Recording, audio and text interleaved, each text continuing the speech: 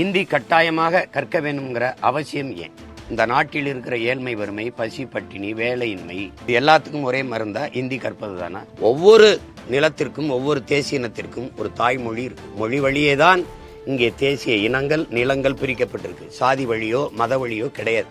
எனக்கு என் தாய்மொழி இருக்குது. பயன்பாட்டு மொழியா ஆங்கிலம் இருக்குது. விரும்பினால் என் மொழியும் கற்போம். அது இந்தியோ, ஏன் நான் தெலுங்கு கற்றுக்கூடாது? ஏன் நான் வங்காளம் கற்றுக்கூடாது? ஏன் நான் போஜ்பூரி படிக்கக்கூடாது? நீ கட்டாயமா படிச்சாகணுங்கிறத எப்படி இருக்குது? இந்தி தெரிஞ்சால்தான் நீங்க இந்த நாட்டில் வாழ முடியும். இந்தி தெரிஞ்சால்தான் இந்த நாட்டின் குடிமக்கள் அப்படின்னு சொல்றது இருக்குல்ல, அதை ஏற்க முடியாது. சம்மர் ஹாலிடேஸ் வந்தாச்சு, நம்ம ஜிடி ஹாலிடேஸும் வந்தாச்சு.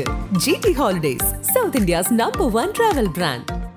மாநிலங்களின் நிதி வருவாய் தான், மாநிலங்கள் கொடுக்கிற வருவாயின் பெருக்கம்தான் மத்திய அரசு, இந்திய ஒன்றிய அரசுக்குன்னு ஒரு நிதி. நம்ம இப்படி கேட்போம், இந்திய அரசுக்கென்று வருவாய் பெருக்கத்துக்கு ஏதாவது வழி இருக்கா? ஏதாவது இருக்கா? மாநிலங்கள் கொடுக்கிற வருவாயின் பெருக்கம் தான், வரி வருவாயின் பெருக்கம் தான் உங்களுக்கான நிதி வளமை. அதை அந்தந்த மாநிலங்களுக்கு பொதுமைப்படுத்தி பிரித்து கொடுக்க வேண்டியது அரசினுடைய கடமை. அதுக்கு தான் பொது அமைப்பா ஒரு அரசுன்னு வைக்கிறோம். அப்ப நீங்க அதை வச்சுக்கிட்டு இதை செய்தால்தான் தருவோம், இதை செய்யலைன்னா தர முடியாது அப்படிங்கிறது இது சர்வாதிகாரம் அப்படின்னு இதை சொல்ல முடியாது. இது கொடுங்கோன்மை. இது கொடுங்கோன்மை. இது ஏற்கத்தக்கது அல்ல. இது நாட்டினுடைய இறையாண்மைக்கு, ஒருமைப்பாட்டுக்கு நேர் எதிரானது. இது ஒவ்வொரு தேசிய இனங்களுக்கும் உரிமை இருக்கு. அதனாலதான் மாநில தன்னாட்சிங்கிற முழக்கமே வந்தது. அதை முன்வைத்து போராட்டங்களும் வந்தது. அது உங்களுக்கே தெரியும். புரட்சியாளர் அண்ணல் அம்பேத்கர் இந்த அரசியல் சாசனத்தை எழுத போகிற போது சொன்னது, இதுவரைக்கும் இப்படி ஒரு சாசனம் இருந்ததில்லை, நாம உருவாக்க போறோம்.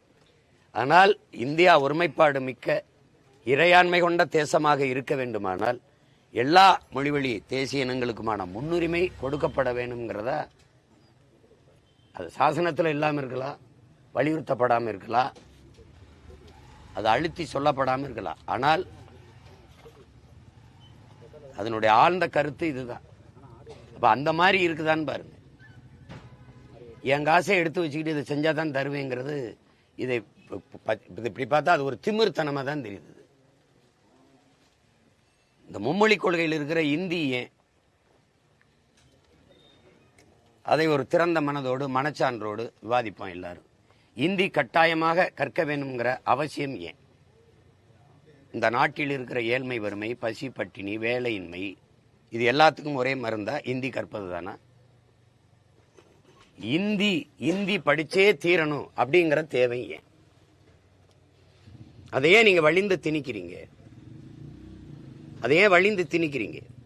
ஒவ்வொரு நிலத்திற்கும் ஒவ்வொரு தேசிய இனத்திற்கும் ஒரு தாய்மொழி இருக்கு. மொழி வழியே தான் இங்கே தேசிய இனங்கள் நிலங்கள் பிரிக்கப்பட்டிருக்கு. சாதி வழியோ மத வழியோ கிடையாது. உலகம் முழுமைக்கும் அப்படி இல்லை. ஐரோப்பா முழுக்கும் ஒரே மதம்தான், கிறிஸ்தவர்கள் தான். பிறகு எதற்கு இத்தனை நாடுகள்?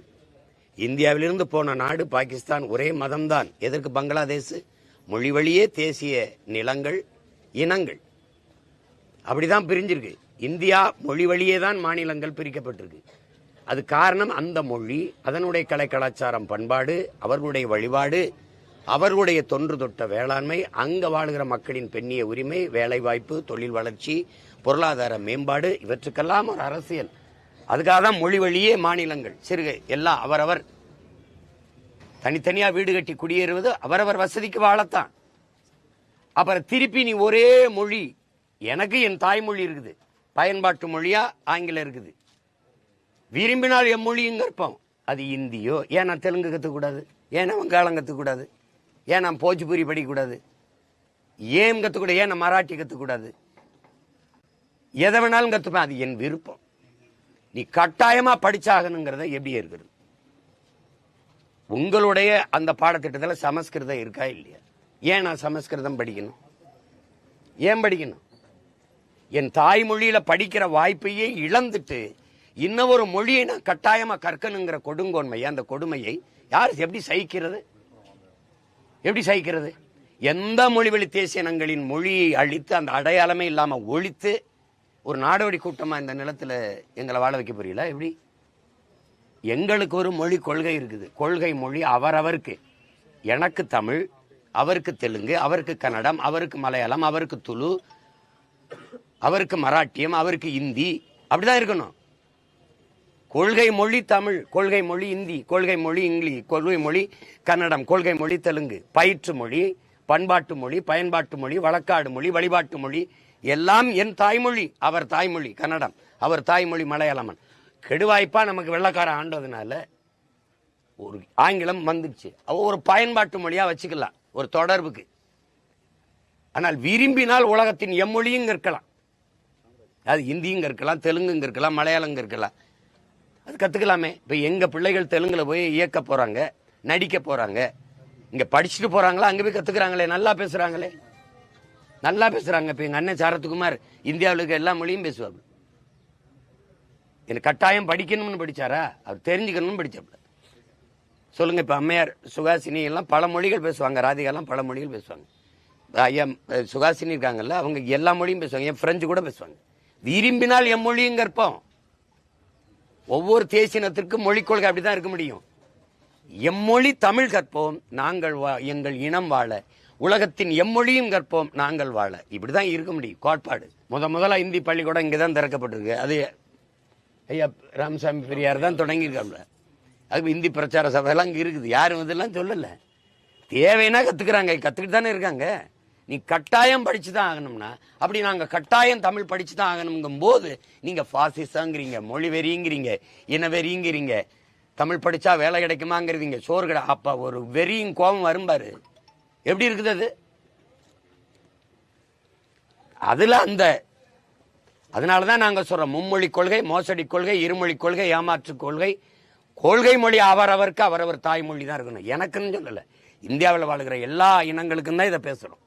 அதனால இந்த புதிய கல்விக் கொள்கையை ஏன்னா எல்லா அறிவார்ந்த பெருமக்களும் சொல்றது, இது நம் பிள்ளைகளுக்கு எழுதி வைக்கலாம் மரண சாசனம்ங்கிறாங்க.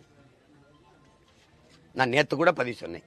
10ஆம் வகுப்பு 12ஆம் வகுப்பு தேர்விலேயே தோல்விவிட்டா நம்ம பிள்ளைகள் தற்கொலைக்கு மரணத்திற்கு போயிடறாங்க, மரணத்தை முடிவா தேடிக்கிறாங்க, உயிரை மாய்ச்சிக்கிறாங்க, தோல்வியை தாங்க முடியாத அவ்வளவு மனமுதிர்ச்சியற்ற நிலையில இருக்கும்போது 3ஆம் வகுப்புல நீ பொதுத் தேர்வு வைக்கிற, 5ஆம் வகுப்புல வைக்கிற, 8ஆம் வகுப்புல வைக்கிற, அந்த வயசுல தோத்துருச்சு அந்த பிள்ளை அப்படின்னா பொதுத் தேர்வுல அந்த நெஞ்சுக்குள்ள நஞ்சு விழுந்துராதா?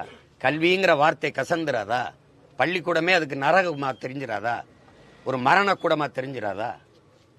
என்னது தேர்வுனால ஒருத்தர் தேர்ச்சி பெற்று அறிவாளியா வந்துருவாருங்கிறது. இப்ப பார்த்து எழுதுறவன்லாம் என்ன கணக்கில் எழுதுறேன்? நீட்டுன்னு வச்சிங்க, எல்லாம் மேலாளர் கதவுக்கு வெளியில நிக்கிறார், எல்லாம் புத்தகத்தை விரிச்சு வச்சு எழுதுறான். நீ 700 பேர் எழுதுறாருன்னு சொல்ற, ஆனா தேர்ச்சியில 800 பேர்னு அறிவிக்கிற. இதெல்லாம் வட இந்தியாவில் நடக்குதா இல்ல?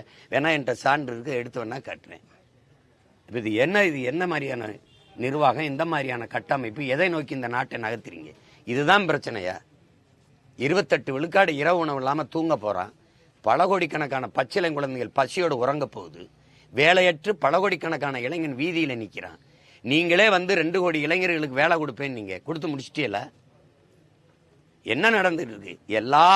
எல்லாவற்றையும் தனியாருக்கு கொடுத்துட்டு தனிப்பெரும் முதலாளியின் லாப குவியலுக்கு தரகு வேலை பார்த்துக்கிட்டு நீங்க இந்திய படி இந்த கொள்கையை ஏத்துக்கிட்டா தான் நான் காசு தருவேன்னா, அதே இதை ஒரு வீரமகனான் வந்து நீங்க என் நிலத்தின் வரி, சரக்கு மற்றும் சேவை வரி உட்பட ஒரு வரி உனக்கு வராது அப்படின்னு தடுத்து நிறுத்தினா என்ன பண்ணுவீங்க?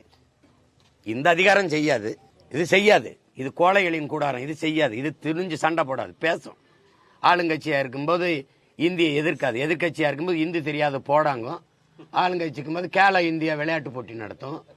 இந்திய ஆளுங்கட்சியா இருக்கும்போது எதிர்கட்சியா இருக்கும்போது கோபேக் மோடிங்க, ஆளுங்கட்சியா வந்த பிறகு வெல்கம் மோடிங்க. அப்ப இந்தி தெரியாத போடா, இந்திக்காரனே வாடாங்கிறத இவங்க கோட்பாடு. இப்ப 1.5 கோடி இந்திக்காரன் வந்துட்டான். கல்வி மானுட உரிமை, ஒவ்வொரு மாநிலத்தின் உரிமை, அதை கொடுக்க வேண்டியது அரசின் கடமை.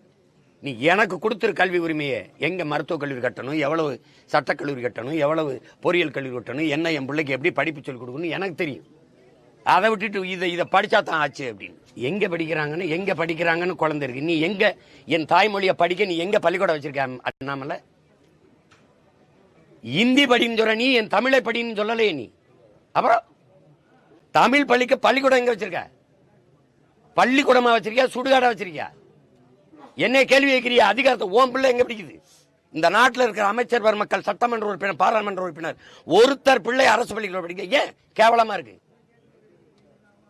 பள்ளிக்கூடம் அல்ல, சுடுகாடா இருக்கு. சுடுகாடு நட்சத்திர விடுதியா இருக்கு, கட்டி வச்சிருக்க. அப்படி தமிழ் படிக்க வாய்ப்பு வச்சிருக்கியா? 50,000 பேர் 10ஆம் வகுப்பு பொதுத் தேர்வில் தமிழ் தாய்மொழி தேர்வு எழுத வரல. திட்டமிட்டு என் மொழியை அழிச்சிட்டு சீமா மகன் எங்க படிக்கிறேன், எங்க படிச்சா உனக்கு என்ன? நீ படிக்க வாய்ப்பு கூட அங்க வந்து படிப்பான். நான் எதுக்கு போராடுறேன் தெரியுமா? என் பிள்ளைகளுக்கு வந்த மாதிரி ஒரு தாய்மொழி எழுத படிக்க தெரியாம 3 தலைமுறை இந்த திராவிட ஆட்சிகள் உருவாக்கிடுச்சு. அந்த நிலையில் மாத்தணும் தான் நான் அதிகாரத்துக்கு வர துடிக்கிறேன். தமிழ் பயிற்று மொழி, ஆங்கிலம் கட்டாய பாடமொழி, எந்நாட்டு அறிவியலை, எந்நாட்டு புவியியலை, எந்நாட்டு வேளாண்மையை, எந்நாட்டு வரலாறு எதற்கு நான் ஆங்கிலத்தில் படிக்கணுங்கிறத எங்களுடைய கேள்வி. எந்நாட்டு வேளாண்மையை நான் எதுக்கு இங்கிலீஷில் படிக்கணும்? கத்தரிக்காய் வெண்டைக்காய் எப்படி விளைய வைக்கிறதுன்னு அமெரிக்கா ஆஸ்திரேலியாவில் போய் நாட போறேன்னா, இங்கிலாந்தில் போய் நாட போறேன்னா, என் நாட்டு வேளாண் கல்வி எதுக்கு நான் இங்கிலீஷ்ல படிக்கணும்? இதுதான் எங்கள் கேள்வி. தமிழ் பயிற்று மொழி, ஆங்கிலம் கட்டாய பாடமொழி, உலகத்தின் எல்லா மொழிகளும் விருப்ப மொழி. அதில் இந்தியும் வரலாம், தெலுங்கும் வரலாம், மலையாளம் வரலாம், கன்னடம் வரலாம், துளுவும் வரலாம், உருதும் வரலாம், மராட்டியும் வரலாம், போஜ்பூரியும் வரலாம், எதுவும் வரலாம். அது என் பிள்ளைய விரும்பணும். ஐயா நான் அங்கே போகிறேன், அந்த இடத்துல வேலை வருது, எனக்கு பிரான்ஸில் வேலை வருது, எனக்கு வட இந்தியாவில் வேலை வருது, ஹிந்தி தெரிஞ்சுக்கிட்டா நல்லதாக இருக்கும் அப்படின்னு. ஹிந்தி தெரிஞ்சால்தான் நீங்கள் இந்த நாட்டில் வாழ முடியும், ஹிந்தி தெரிஞ்சால்தான் இந்த நாட்டின் குடிமக்கள் அப்படின்னு சொல்றது இருக்குல்ல, அதை ஏற்க முடியாது. சம்மர் ஹாலிடேஸ் வந்தாச்சு, நம்ம ஜிடி ஹாலிடேஸும் வந்தாச்சு. GT holidays, south India's number 1 travel brand.